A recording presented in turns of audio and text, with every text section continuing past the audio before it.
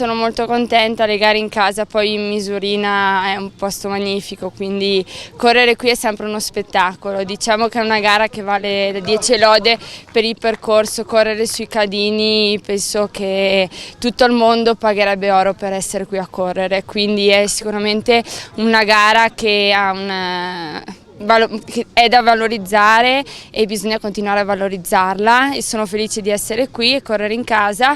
È stata dura perché è una stagione impegnativa, quindi adesso siamo alla fine e inizio a essere stanca, però sono contenta di aver portato a casa anche questa vittoria.